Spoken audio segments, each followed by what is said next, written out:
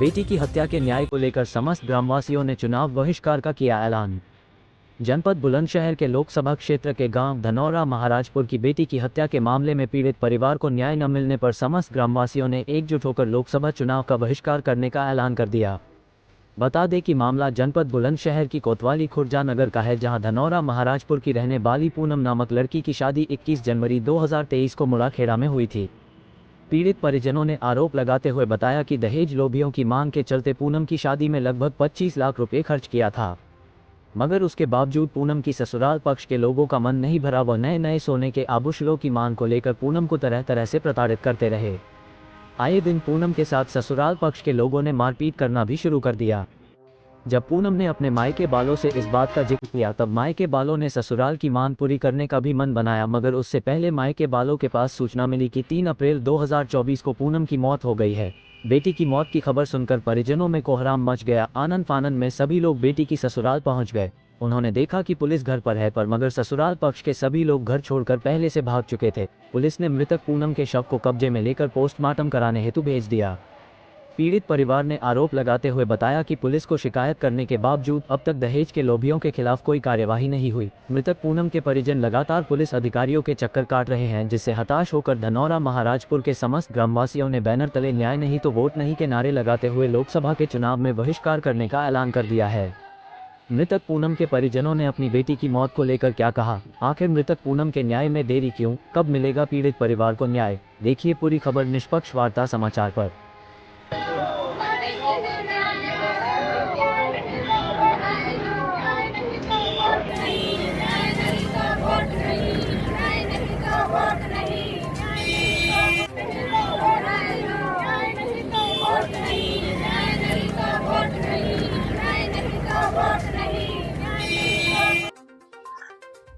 नमस्कार दोस्तों, मैं हूं सुनील राघव और आप देख रहे हैं वार्ता समाचार।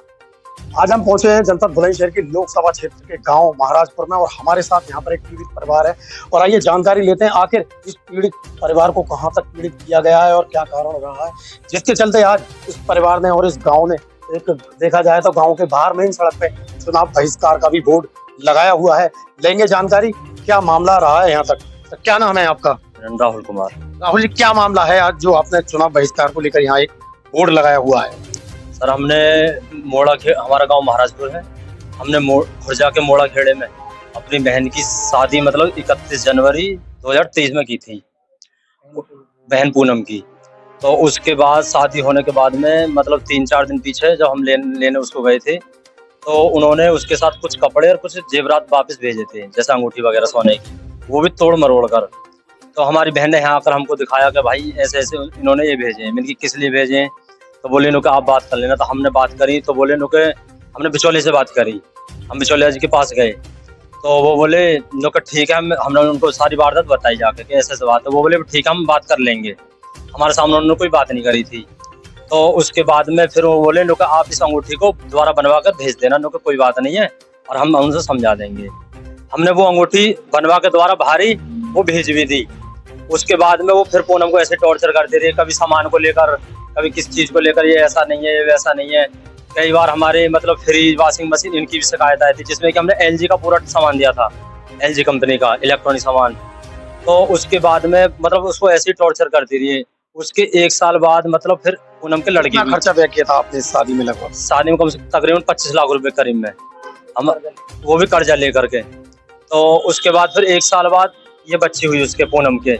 तो उसके बाद में वो उन्होंने फिर हमसे दबाव बनाया नो के हमारे मतलब पूरे परिवार को सोने चांदी का आभूषण चाहिए और पूरे परिवार को कपड़ा चाहिए और ये वगैरह वगैरह, मतलब खाने की जो भी सामान ये चाहिए, और नहीं लाओगे तो हम लोग इसको जान से मार देंगे।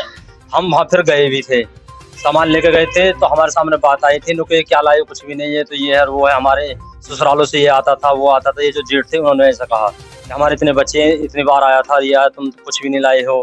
तो हमने बोला मैंने कि जी आप, मैंने कि हम गरीब आदमी हैं, कर लो, चलो आगे देख लेंगे।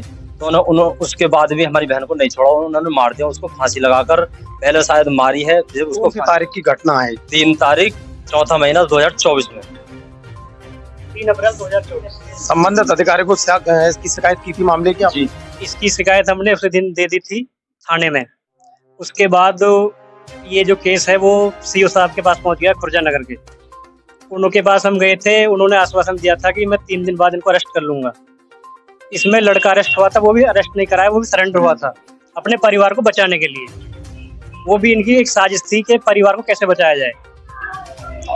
कितने लोगों के दर्ज हैं इस रिपोर्ट में नाम? इसमें 5 लोग नाम दर्ज हैं, जिसमें एक ही अभी चालान हुआ है इस मोनू का, और बाकी जो 4 लोग हैं वो फरार घूम रहे हैं और अपना काम कर रहे हैं और लगातार धमकी दे रहे हैं। क्या कहते हैं ये लोग? वो ये कहते हैं कि आगे मत बढ़ो वरना हम तुम्हें भी ऐसे ही मार देंगे जैसे तुम्हारी बहन को मार दिया, अगर हमारे खिलाफ शिकायत करोगे तो। वरिष्ठ अधिकारियों को लेकर आपने अवगत कराया इस मामले को लेकर? हमने इसमें सीओ सर से भी 3-4 बार मुलाकात कर ली है और कप्तान साहब को भी एक एप्लीकेशन दे दी हमने। और ये तुम्हारे अब हमारे क्षेत्र के जो विधायक जी हैं संजय शर्मा जी, उनको भी अवगत करा दिया है। उन्होंने फोन किया था, उस पर भी उन्होंने कोई कार्रवाई नहीं की है। और हमारे जो संसद क्षेत्र में भोला सिंह जी आते हैं, हमारे सांसद जो चुनाव में खड़े हुए हैं, उन डॉक्टर भोला सिंह, उनको भी अवगत कराया, उन्होंने भी फोन किया था, उसके बाद भी कोई कार्रवाई नहीं हुई है। और हमारे माननीय नरेंद्र भाटी जी नोएडा से जो मंत्री रह चुके हैं, उनको भी अवगत करा दिया है, उन्होंने फोन किया था, उस पर भी उन्होंने कोई कार्रवाई नहीं की। यानी कि जो पीड़ित परिवार हमारे साथ मौजूद है, उन्होंने बताया लगातार यहाँ पर जो अपनी बहन है, जिसको मतलब जिंदा ही मतलब एक तरीके से बात की जाए तो फांसी लटका कर मार दिया गया है। लगातार वरिष्ठ अधिकारियों को भी लगातार इन्होंने शिकायत की है मामले की, मगर अभी तक कोई कार्रवाई नहीं हुई है। इसी क्रम में हम जानकारी लेंगे, यहाँ पर मृतका के पिता हमारे साथ मौजूद है कि आखिर क्या कारण रहा है, मतलब क्या मामला है जो आज सब लोग आप इकट्ठा हुए हुए यहाँ पर? ये इसलिए हुए कि कोई कार्रवाई नहीं हो रही। सब रिपोर्ट होने के बाद में सीओ साहब के पास भी गए थे, वो भी आश्वासन दे रहे हैं। पहले कह रहे थे कि जी, क्या कहते हैं पुलिस के आला अधिकारी? तो ये कह रहे थे कि जी ईद हो जाने दो, ईद के बाद करेंगे कार्रवाई। अब ईद को भी कई दिन हो गए, अब ये कह रहे हैं इलेक्शन चल रहा, इलेक्शन में लग रहे हैं। तो इसने इस तरीका से तो सारी दुनिया को मार दिया जाएगा, इलेक्शन में लगी रहेगी फोर्स। गरीब आदमी का क्या होगा? गरीब आदमी के लिए फोर्स नहीं है क्या? सब इलेक्शन में ही लगी रहेगी। आप बताइए। तो आइए जानकारी लेंगे। इसी बीच हमारे साथ मृतका की मां मौजूद है, जिनकी गोद में वही छोटी बच्ची लगी हुई है जिसको मां जन्म देते ही मर गई थी। आइए जानकारी लेंगे कि क्या कारण रहा है आखिर। क्या नाम है आपका? माता जी, क्या मामला रहा था आपकी बेटी के साथ? बेटी के साथ ही बस मांग को ये लग दिया और ये जब से आई है ये परेशान हूँ। मैं जिठानी कह गई कि हाँ, जब से ये आई है मैं परेशान हूँ। और यूना लाई खराब है।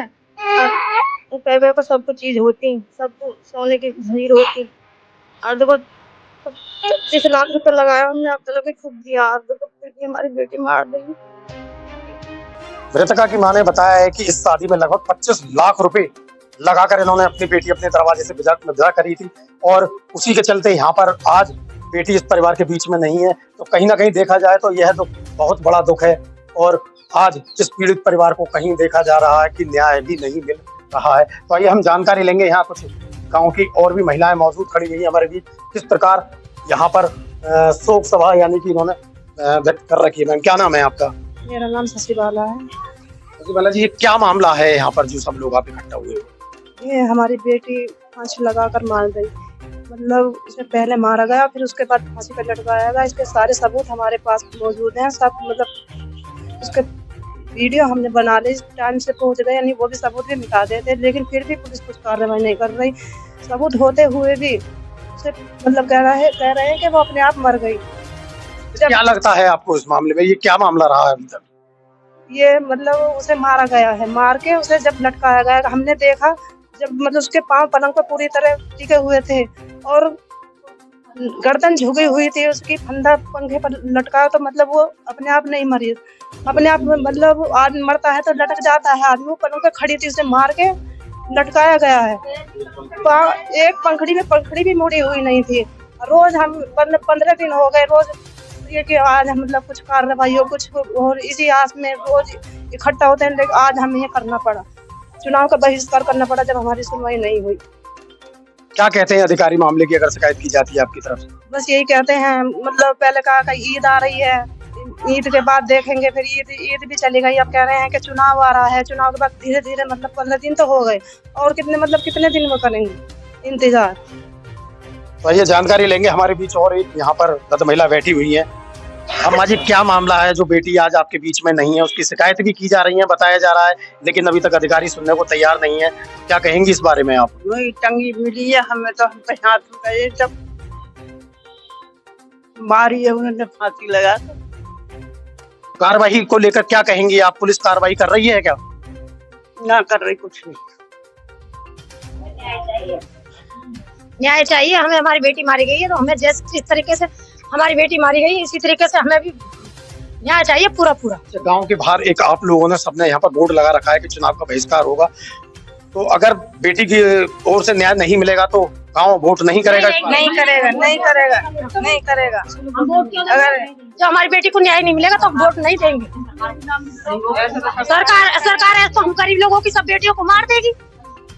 हम कैसे कैसे कर रहे हैं, कहाँ से कर्ज पानी से अपनी बेटी को विदा कर रहे हैं, और आज वो भी हमारे साथ ऐसा न्याय हो रहा तो हम तो अपनी बेटियों को यहीं दे देंगे, विदा कर देंगे।